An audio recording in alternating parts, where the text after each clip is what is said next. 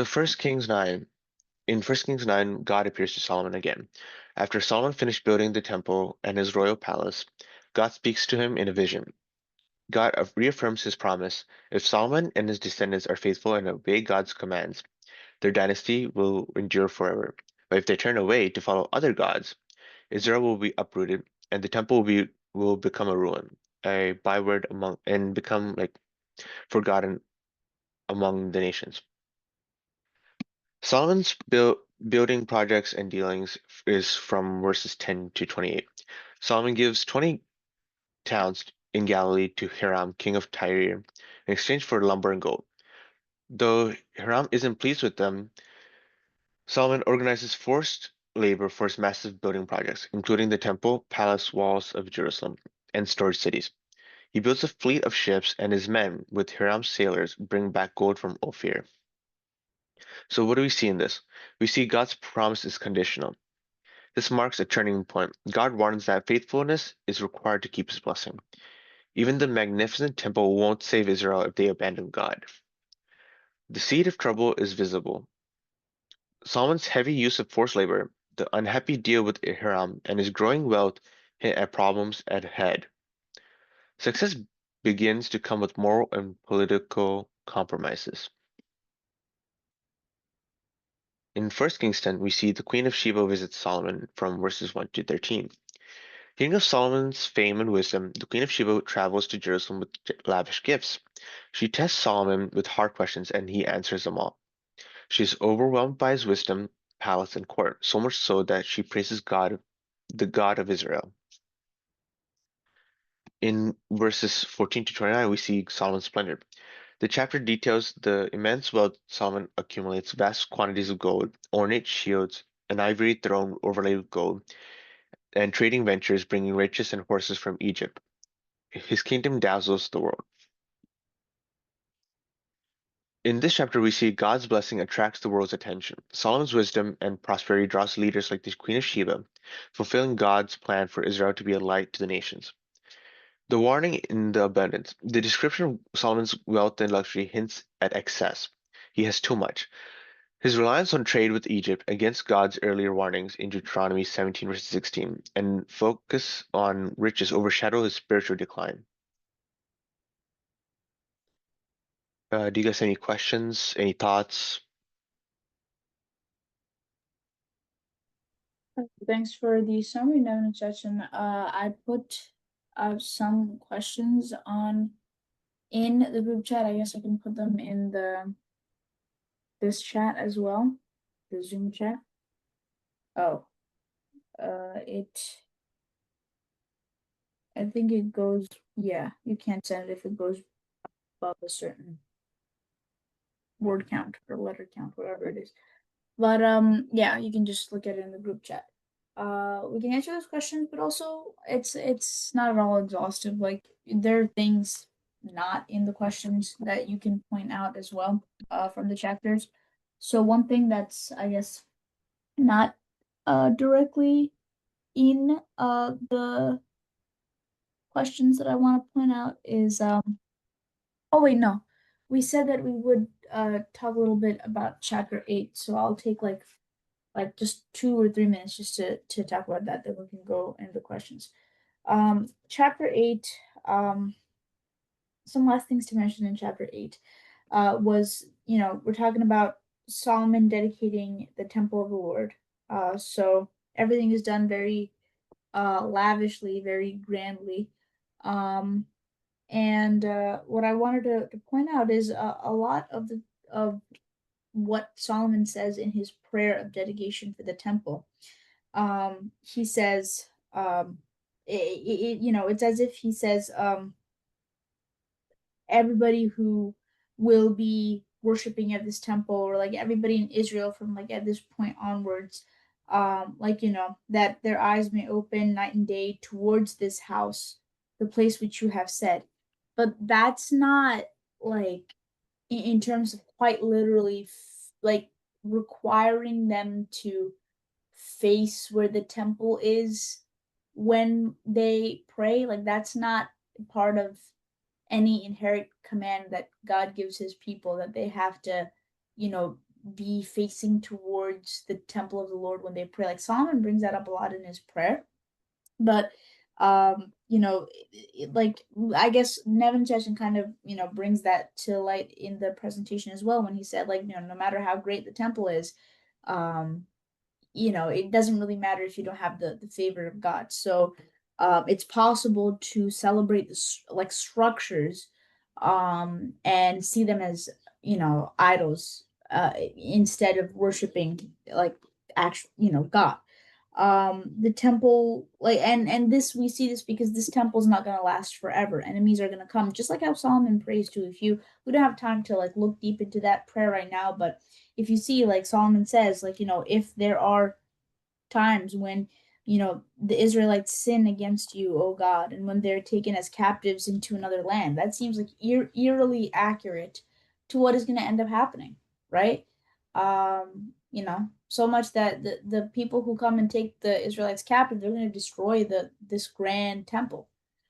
So oh yeah, like it's they're not going to be looking towards the temple, they're going to be looking towards their God for mercy, because they disobeyed God, and that's why God allowed them to be given over into the hands of their enemies.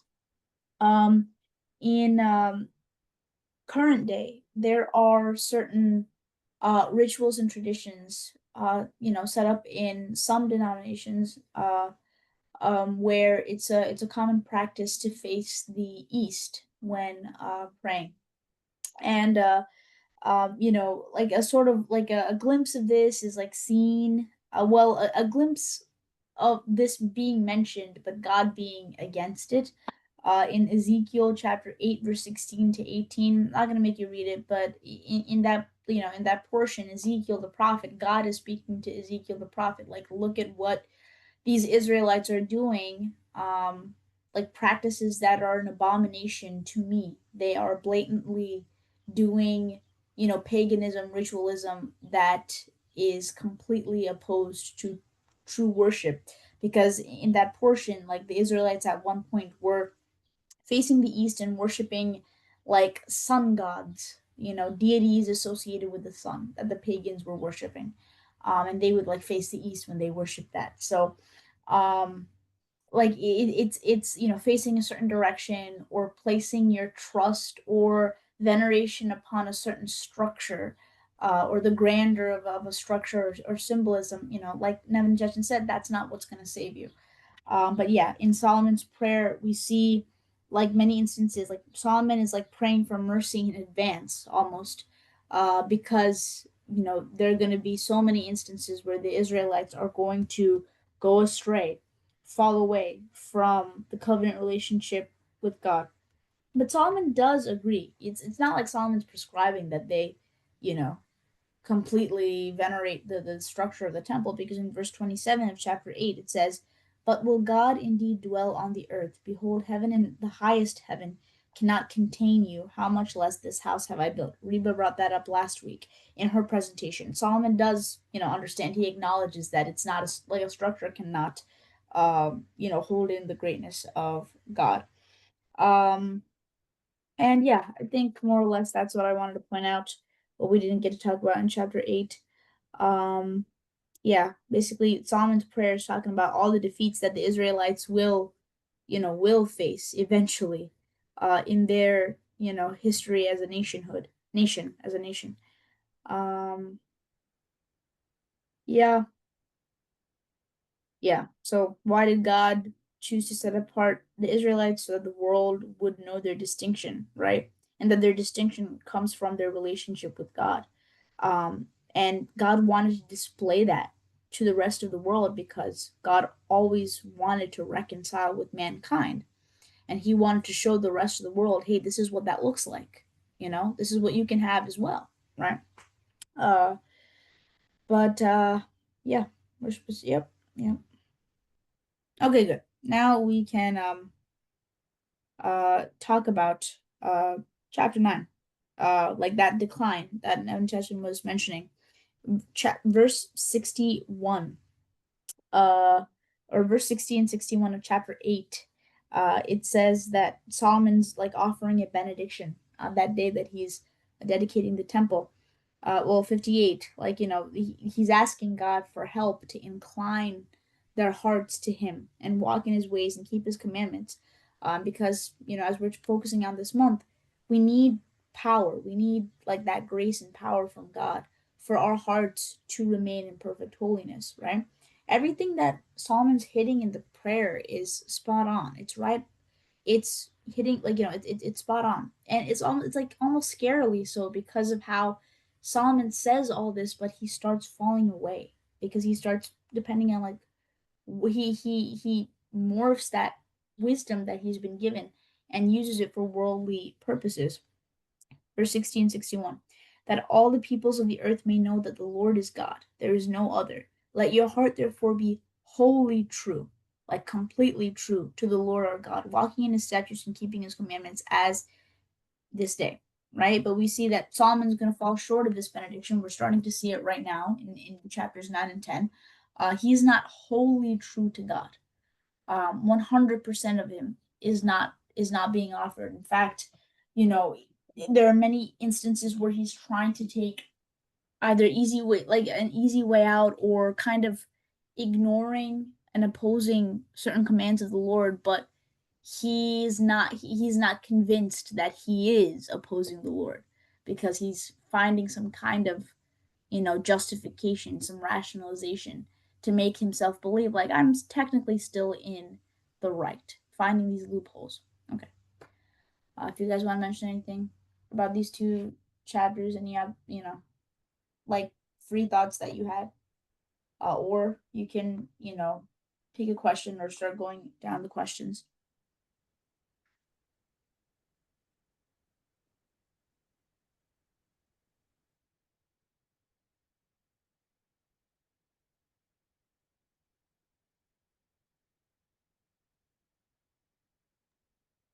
Any takers for question number one?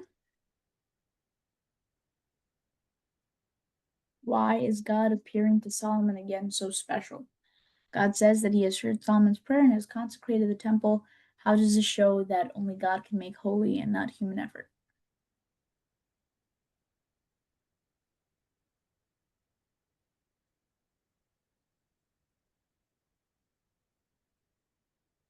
Wouldn't it be like since when the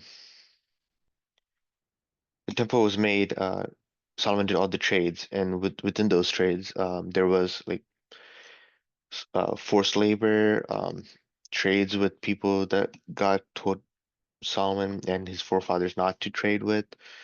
So there was like some blemishes within like how they made the temple. So God's presence itself is what clears and absolves all the blemishes. Yeah, I mean, that's a point of view that I didn't think about before. But I see where you're coming from. Yeah, and I mean, Solomon, there's like the wealth that he had in his era. It wasn't matched at any point, like, in Israel, like its history. So obviously, Solomon did go all out. This is one of his biggest goals. He wanted to see this be completed. But as, I guess, a running trend, like we've repeated it already, like, today, from last week and today, but it's just another building if God's presence is not there, if God's favor is not there, if God's not pleased. So the temple is not made grand. It's not made, like a blessing or useful because of all the gold that went into it, or all the, precious stones and high quality rock and wood that went into it. But rather, God voluntarily choosing to dwell among his people, you know. So even today, I mean, it's not that Solomon, wasn't building the temple with any internal motivations, or like he wasn't trying to get anything from it. He was genuinely trying to make a place, to worship God. Um, but in the same way, like, we may have a lot of good intentions, and God may give us the opportunities and resources to do a lot of things, but unless God is present in those things, unless God comes in and consecrates, right? Like the word consecrate, like one definition of that word is to set apart for a purpose. If unless and until God, comes down and he sets apart for a purpose, then it doesn't matter what purpose you use these things for, no matter how much seems to be, getting done. It's pointless. Only God can make holy. Human effort, human influence, human wealth cannot make healthy. And also, I mean, wealthy. Why or cannot make holy? Why is God appearing to Solomon again so special, right? It makes me think of all the times that God was speaking to David in the past, right? Like that close relationship that they had.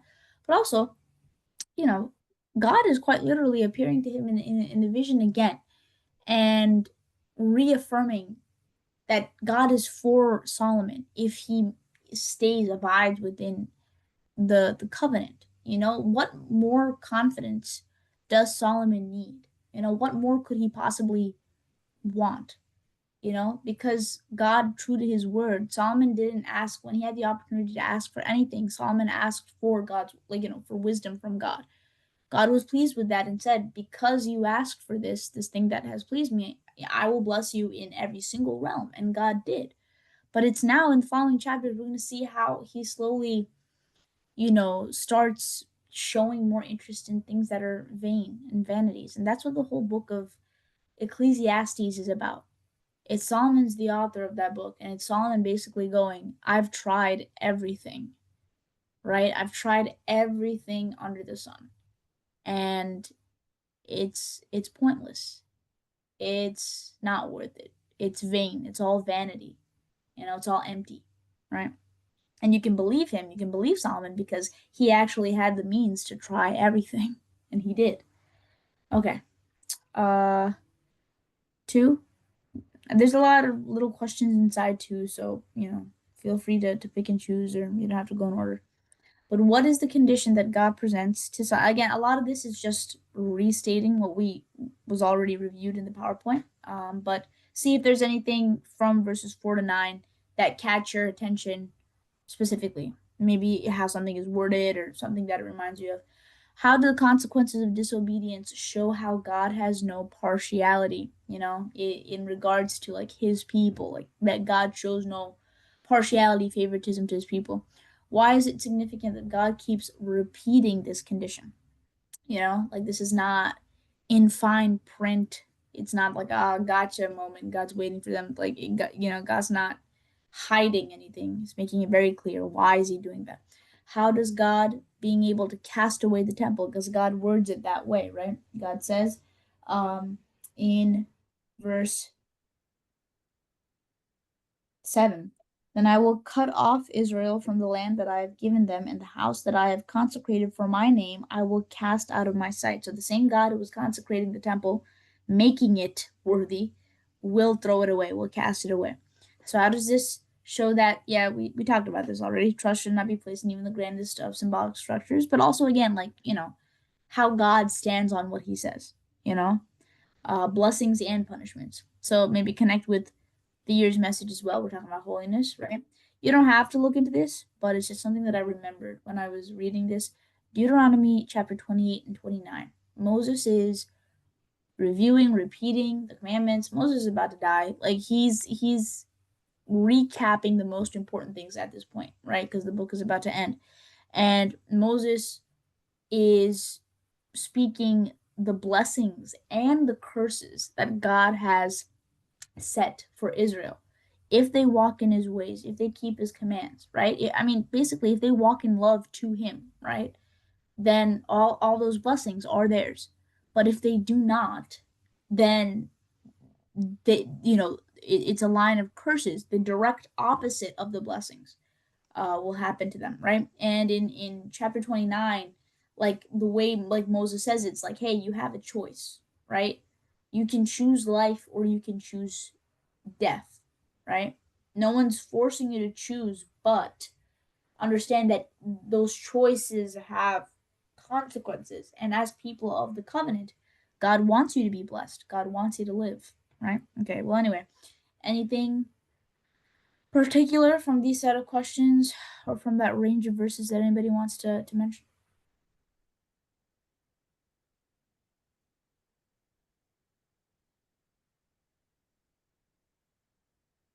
Like it's important for God not to be partial because he's already he's cast judgment on other peoples for the sake of Israel. Because we've already mentioned this a lot of times, but how they got Canaan, the condition was that, you better not turn out to be like these people doing abominable things such as sacrificing children and things of the sort. And God cannot abandon his justice in that way because he's already carried out justice on foreign people for the sake of his people. So it comes down to the point of God's quality and him staying true to who he is. Yeah, thank you for sharing. Yeah, most definitely. Impartiality, no favoritism. You can't. It's, people paint, they treat God, the God of the Old Testament, as somebody else, and they paint God as a villain, but nothing of what God has been saying so far is out of line because he is justice, right? And he's not turning a blind eye to the wrongs of his people either, you know? Uh, in fact, God repeating and reminding again and again and again is because he wants them to get it right. He's not trying to, get excited about the prospect of them getting it wrong and then waiting to smite them. God desperately wants them to get it right. That's why he's repeating himself again and again. He doesn't have to, but he does because he wants the blessing of his covenant people, not to rub it in other people's faces either. We just said God from the beginning, he wanted reconciliation with mankind. He wants Israel to be distinct because he wants the rest of the world to see this is how you should live with the relationship with God. Okay. What are Solomon and Hiram trading with each other in verse 11? Well, it was already reviewed in the PowerPoint and the Kahoot. Um, you know, just for the sake of, just stated. But what's wrong with this trade in terms of how Solomon treats the territory of Israel? What seems off about this, about this trading that Solomon is doing right now? If you look at Leviticus chapter 25, verses 23, it says, "The land must not be sold permanently, because the land is mine, and you reside in my land as foreigners and strangers." So that land is not his to give. That land is a part of God's inheritance to Israel. So Solomon doesn't really have a say on like giving it away to whoever he wants. And that kind of shows how his priorities are kind of shifting. Instead of like focusing on what God really wants, he's shifting into more of a like his sole role as a ruler, thinking of like making connections, doing what is best for himself, kind of. Yeah, I mean that's beautiful. I didn't even look into that reference that you mentioned. You said that was Leviticus, right? Yeah, Leviticus 25, verses 23. Yeah, awesome. Like it never stops becoming relevant when we're going through the Bible. But yeah, most definitely, right? He's trading the land of God's people for gold. That's what he's trading it for when God has already blessed him, right? To have a lot of wealth, right? How else would he have afforded to build all this stuff? Like he has wealth because God gave it to him. God blessed him, right? But now he is desiring more, right? He's desiring, okay, to what extent can I grow this and do a bunch of stuff? But we don't see, I mean, from the outside, it might look like a lot of, oh, this is like business minded. This is pretty wise. This is pretty, but it's not aligned with godly wisdom. Yeah. Yeah. And most definitely. And he doesn't realize, or maybe he does, and maybe he's just convincing himself that it's okay because he might be convincing himself, okay, it's just more, I'm getting more wealth for God's people, right? I'm making Israel's name greater. And besides, I'm only trading the subpar cities, right? Because it makes a point to say that Hiram doesn't get like the best of the territory either. But still, it's Solomon's playing a lot of like games, just 5D chess when it comes to like wisdom and trying to find these things. But you're right. it's showing how like the beginnings of the end, the beginning of the end, like he's falling away. Okay. Solomon drafts the Canaanite tribes, right? Specifically, to list of them: the Amorites, Hittites, Perizzites, Hivites, Jebusites. They were not part of Israel. They were left behind from the book of Joshua, right? When most of the territory was captured, Joshua's like, awesome. Now you guys, each tribe, go and start living, settling into your territories and finish the job, right? And the rest of the people who have like judgment upon them needs to be enacted, you finish the job, but they didn't, and that's why the descendants of these people are still there, right? So you know well, I guess I already answered how are these Canaanite tribes still here. But no, if you look at chapter 21, it says so again. It says the Israelites were unable to devote them to destruction. So how's the existence of these people, even if the Israelites are currently over them, right? How is this still compromising holiness? What is the spiritual significance of these loose ends in our lives? Like, what does this translate into in our current spiritual lives? The existence of things that should be done away with.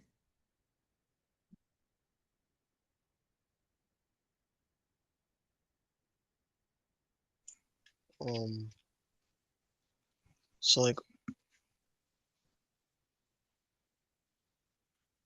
the Canaanite tribes are still there because Solomon, or I'm pretty sure it's Solomon, hadn't like killed them off when God had told him. Instead, he like did halfway, and Uh, Solomon does make them like slaves, like servants for the labor, for the lot, like for the projects and stuff that he's doing. But the people, like we recall the people have been there like from the start. I guess the main blame goes to like the Israelites in the time of Joshua. I mean, they left this, as a mess. But right now, Solomon makes them servants, like slaves, right? So, but like, why is it not enough? Like, or why is it? It's but it seems okay, right? Like the Israelites are now over these people, but like God said that judgment was upon them for a reason. So how is this, how is this compromising holiness? And what does that look like in our lives? How do we how do we often do this in our lives? like for us, we do things halfway or not completely to what God wants us to do. Like I don't have any examples, but it's just like I guess God telling us to let go of things, but we still keep them around us. Yeah, I couldn't agree more. Yeah. Things that God wants us to cut off, or maybe friendships, certain friendships, relationships that God wants us to cut off. But like you said, Kevin, we don't do it completely, right? We kind of like pat ourselves on the back for like, okay, it's not as much as it used to be, but if God, wants it to be completely, unrooted, um, then to completely weed it out, and that's what you should do, because God doesn't just say things just because. There's a reason behind it, you know? God's not like the other deities of mythologies where they always have like a tinge of mischief to them and they're doing things just for like selfish purposes and weird like mischief and stuff like that to make problems and chaos. That's not the God we serve, you know? So if he says to do that, no matter how hard it is, it's for a purpose. We know how the Israelites, when they were, you know, when they were oppressed, or not even, I don't know, that's not what I'm trying to say. We know how when the Israelites were always in proximity to these people who were devoted to destruction, right? Not all of the people who were residing in Canaan were devoted to destruction. We know that there were surrounding cities. They weren't devoted to destruction, but there were the specific peoples that were just listed out. They were completely devoted to destruction. Israel's proximity with them, because of just the way the Israelites are stiff-necked people, they, at the drop of a hat, they would start emulating these people's ways. Slaves or not, they would start emulating these people's ways. So yeah, 100%. We should not leave the loose ends that God wants us to completely abolish from our lives, because it will trap us. We will think we are in control, but it will severely compromise our holiness. And as we know, God cannot reside, where there is unholiness. And if God does not reside with us, we will never be in control. We will always be in that trap. Okay. Chapter 10, verse 1. I mean, the first question. What does verse 1 attribute Solomon's? We only have 10 minutes left. What does verse 1 attribute Solomon's fame to, and how should we translate this to our lives?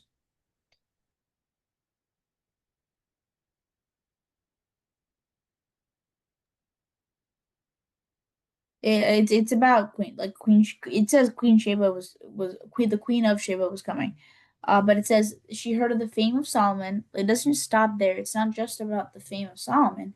The fame of Solomon concerning the name of the Lord, right? So his fame is linked to the name of the Lord, right? Wherever we see Solomon trying to make more fame, or get involved in that stuff, in stuff that's not concerning the name of the Lord, that's where we have to look at it sideways and analyze it, like, that's not supposed to belong. All right, next. How should we translate this into our lives? Our fame. That's right, fame. God can exalt us on this earth, in this world, among the people that we know, among people that we don't know, right?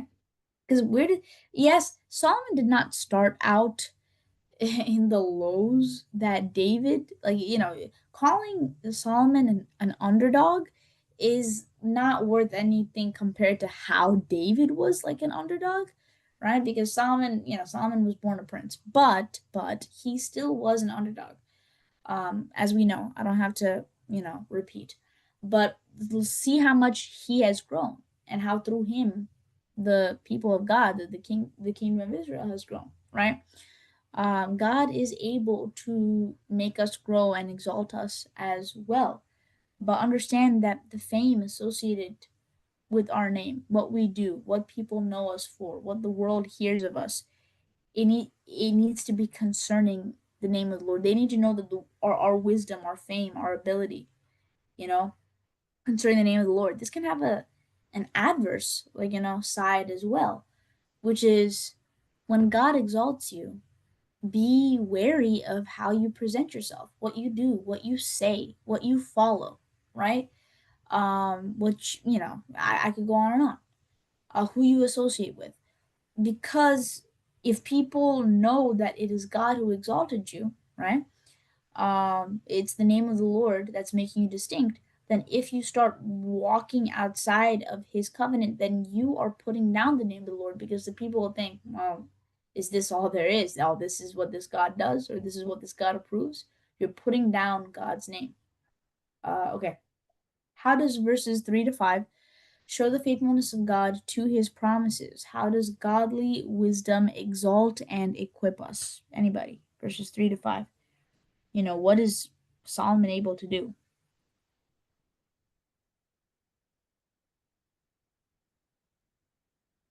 It fulfills the promise that God made with Solomon of giving him wisdom and a discerning heart. And godly wisdom equips us to align with God's will, enabling us to do what God truly wants us to do. Yes, most definitely, right? To the point of being able to give contentment to people who are lost and grappling with things, right? Because the Queen of Sheba is coming here is not just to test him well, she already knows the answers. Like she's genuinely asking him things like she doesn't know, right? And he's answering things of with wisdom because God's giving him that wisdom is coming from God, and it says so, right? In verse 24 of chapter 10, and the whole earth, it says 23, King Solomon excelled all the kings of the earth in riches and in wisdom, and the whole earth sought the presence of Solomon to hear his wisdom, which God had put into his mind. This wisdom is coming from God directly, right? Um, but we see God exalts us and equips us not to be useless. God exalts us and equips us to show the rest of the world that wisdom, and that they may know that this wisdom comes from God, right? That there can be solutions to problems, that there can be clarity to like doubts, right? There can be purpose in problems, because through wisdom that comes from God. That's what God exalts us and equips us for, not to use that wisdom to satisfy selfish purposes, fleshly purposes. All right. The Queen of Sheba lifts up the name of God after seeing Solomon's wisdom and greatness. How does this connect to how the rest of the world should react to God's work in and through us? It seems pretty obvious, but say it anyway. And there might be something deeper that the Holy Spirit reveals to us as we do. And also, like a side note, she came seeking knowledge and wisdom from a king with a glorious kingdom and had her questions answered. And it says, she says so. She says, she saw the happiness of those in the kingdom. In verse 8, she says, happy are your men, happy are your servants who continually stand before you and hear your wisdom. Okay? So, Jesus references what the Queen of Sheba said in Matthew chapter 12, verse 42. If somebody wants to read that really quickly. Matthew chapter 12, verse 42. Like, what is Jesus saying in regards to him being the King of Kings, right? The greatest king, right? What is the purpose of what Jesus is saying there? Matthew 12, verse 42.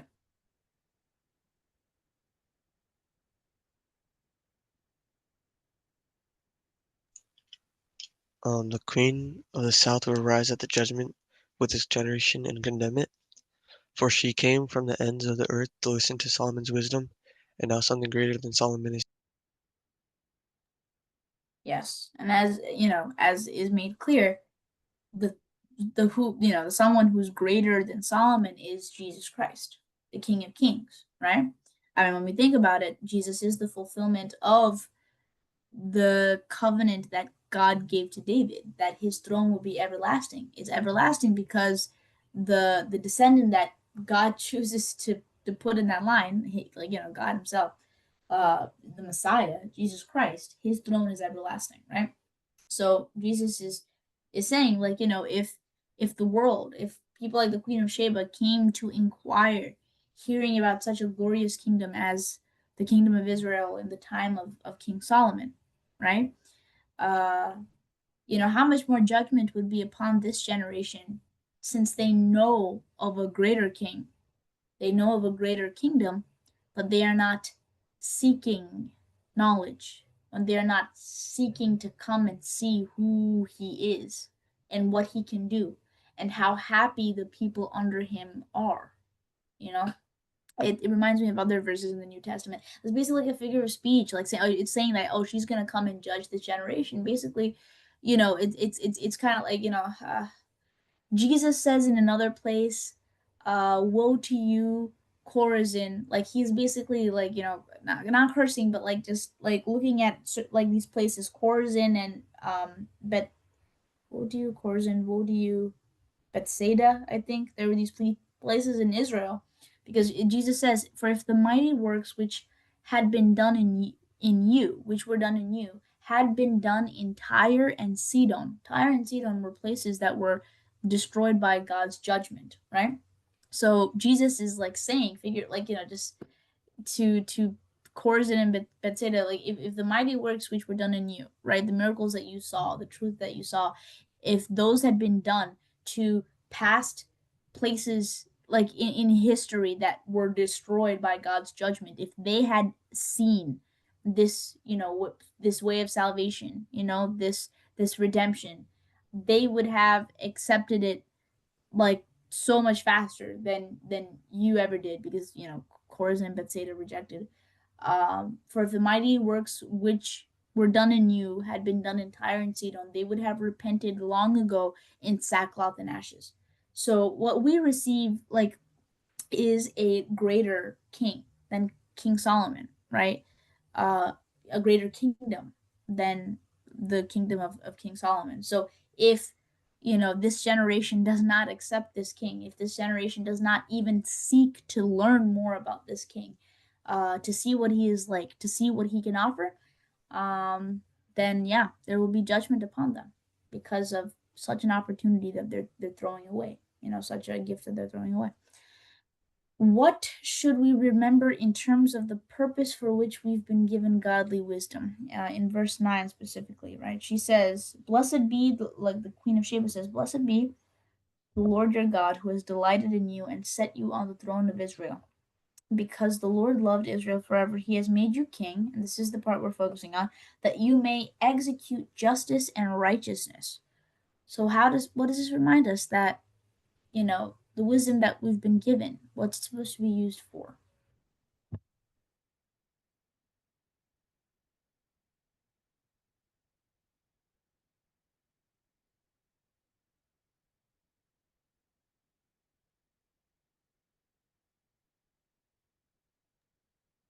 So, looking towards executing justice and righteousness. God puts us in positions. God gives us platforms. God gives us opportunities and blessings and honors, and exalts us with his wisdom, that we may execute the justice and righteousness that he wants us to execute, that we may do the things of his will, do the work that he needs us to do. If we don't use the wisdom for that purpose, for the purpose for which it was intended, then it turns into a curse, because it's going to start pulling you away from God. It's going to start making you live in unholiness. It's going to make you live in sin. So if you are not, fulfilling the purpose for which God has lifted you up, fulfilling the purpose for which God has given you his blessings, talents, then, it's more dangerous than you think it is. You don't understand how far you fall when you continue compromising holiness, when you don't do what he needs you to do, when you don't do his will. All right, and the final question, also pretty, we touched upon this. How does the rest of chapter 10 act in direct opposition to Deuteronomy 17, verse 16 to 17, which is basically God's commands for kings of Israel? They were not to take many wives. They were not to amass in gold. And they were not supposed to return to Egypt and deal with like horses and get horses from Egypt, and in like through that trade of horses be forced to have dealings with Egypt, which is where they escaped from.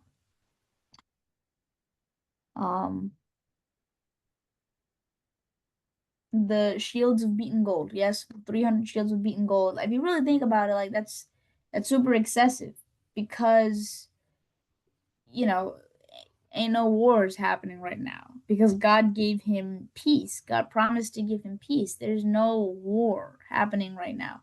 So he has it's purely for show, right? These shields are purely for show. Gold shields are not usable, like they're not, effective. So it is purely for show.